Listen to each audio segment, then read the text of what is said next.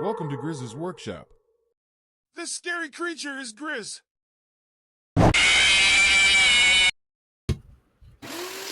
The ever-popular wooden jack-o'-lanterns. I've seen loads of these on the socials over the past few years and I wanted to put my own spin on them.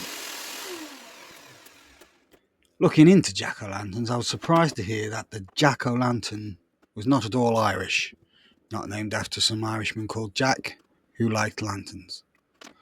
Sometimes referred to as will-o'-the-wisp. In this part of the country, it has nothing to do with Ireland, just an old English tradition embraced wholeheartedly by the US. Here I am, cutting down various bits of scrapwood to size on my table saw. This is my Aldi special from about 6 years ago. It cuts, it's not great, but the old miser in me will not stretch to a new one. Right at the very beginning I ran into some trouble, not the fault of the table saw but the blade. I had previously cut into a screw by mistake with this thin blade and I fudged it. I first thought it was just loose as it required a gasket. Reluctantly I changed to the larger blade, which makes a much louder noise and creates significantly more dust, but at a greater cut capacity. As you may notice, I don't have a riding blade. Don't be like me, make sure your riding blade is installed. Mine sucks and has caused more problems than it could possibly ever solve. I used my table sled to cut to height and used a piece of wood as a stop.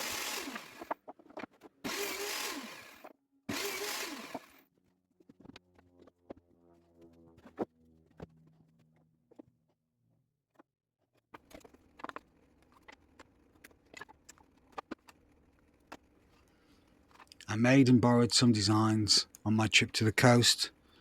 I copied the designs onto the boards.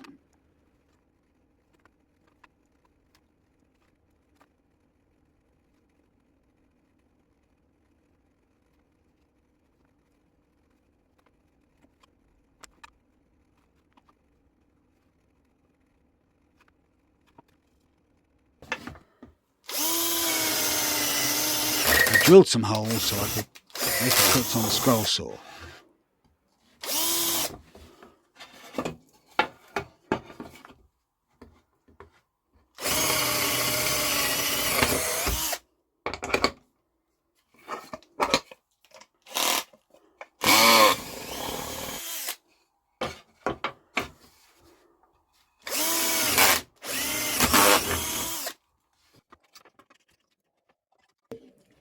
I had a testing time trying to get the scroll blade in place.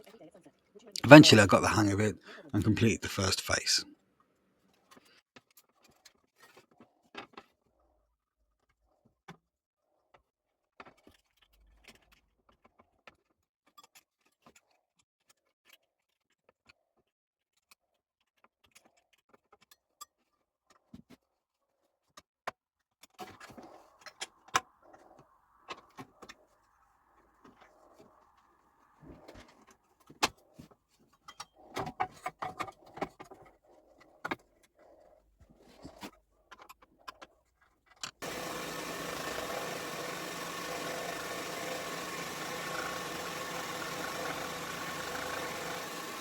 The saw cut slow and close to the line. My skills on the scroll saw need improving, but I grew more confident by the end.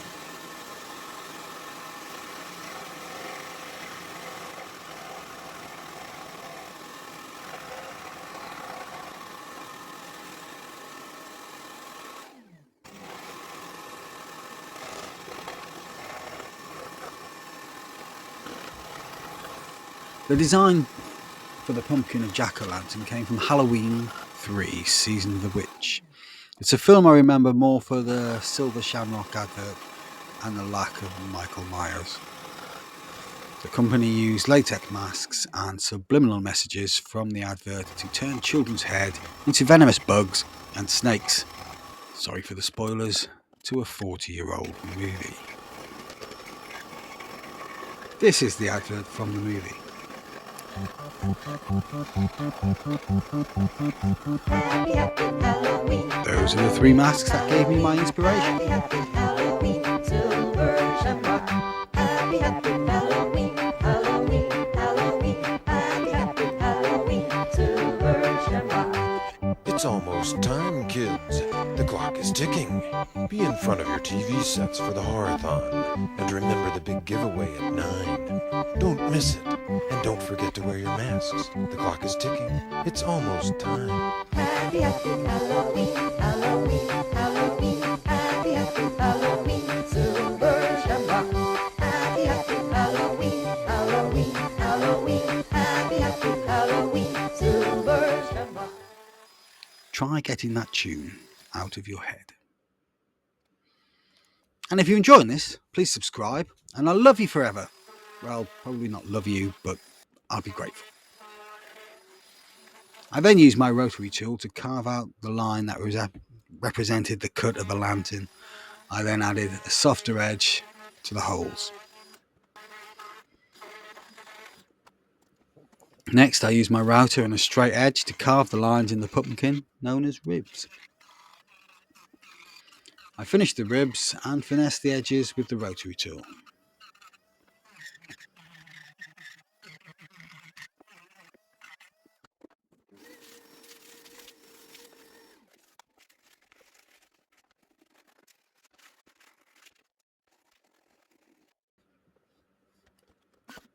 A simple assembly with glue and a nail gun.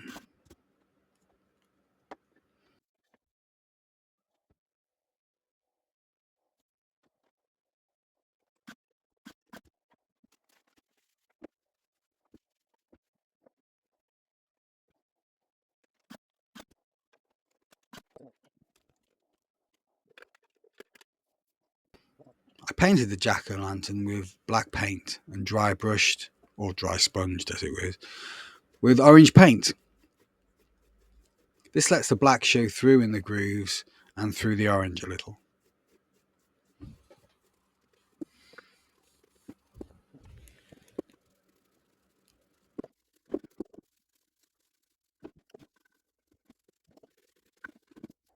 I wanted each lantern to have a texture of its own, and I wasn't sure what a witch's texture would be. So I changed it to witch tree.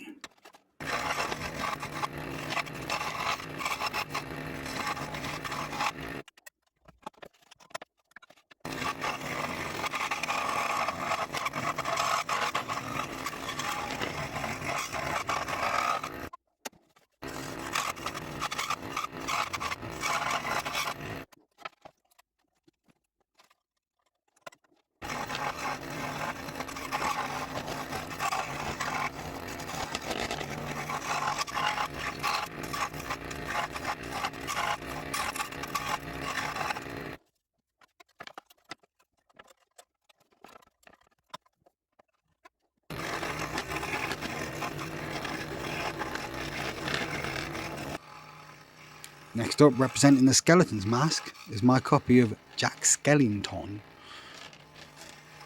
Knowing that he's popular with people I know on Facebook.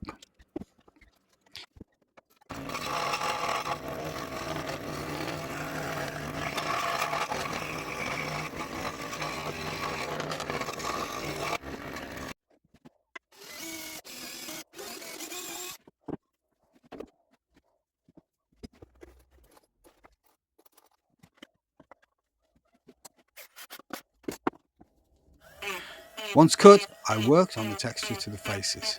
For Jack Skellington, I went with little divots that represented similar to what can be found on actual bones. I used my rotary tool with the ball head.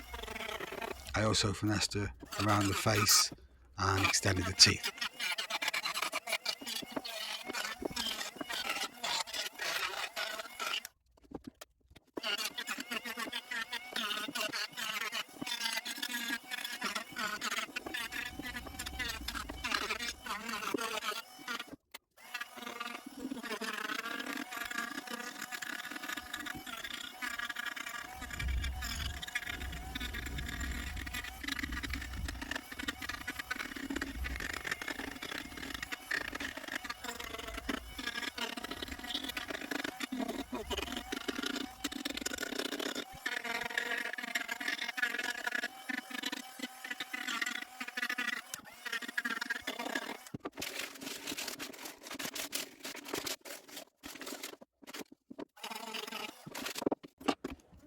For the evil witch tree, I used a wire wheel to raise the grain, giving it a tactile tree feel. This is a very effective way to age any timber, especially soft.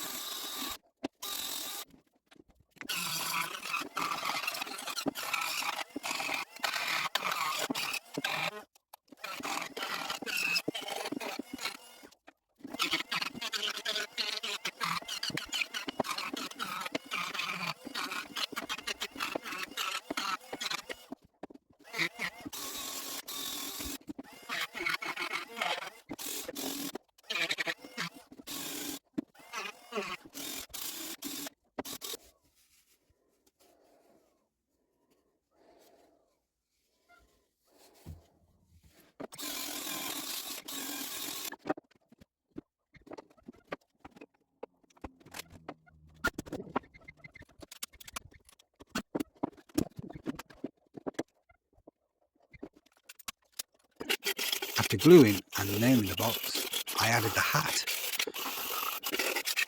This is 2 pieces of scrap, different for each lantern, then added the thickest dowel I had to the centre for a stalk. I softened the edges to look more rustic.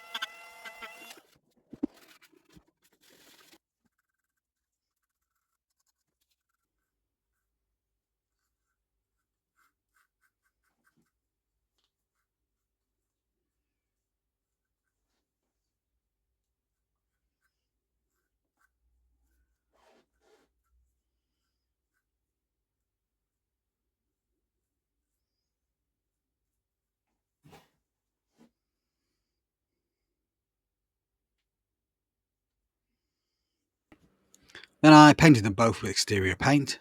Dry brushing again, I started with the witch tree. I applied green patches, then some blood red, then some orange, rubbing it off as I went so it wasn't too vivid.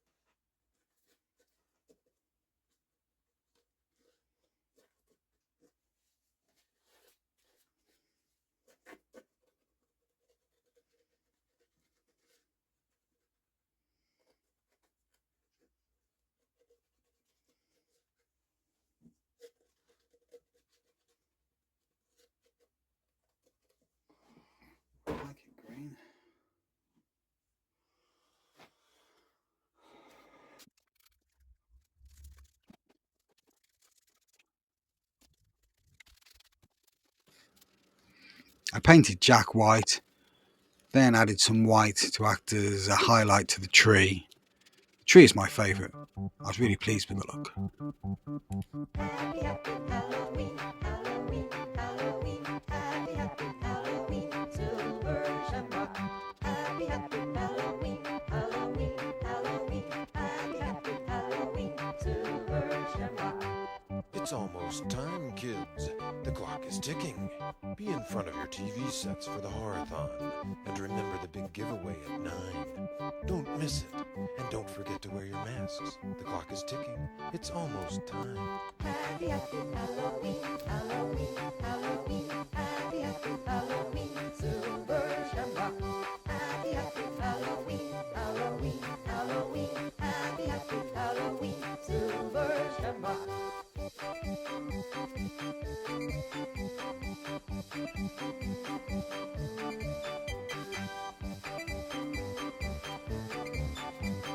I finished them all off with a little sand, turned them over and gave them a brand.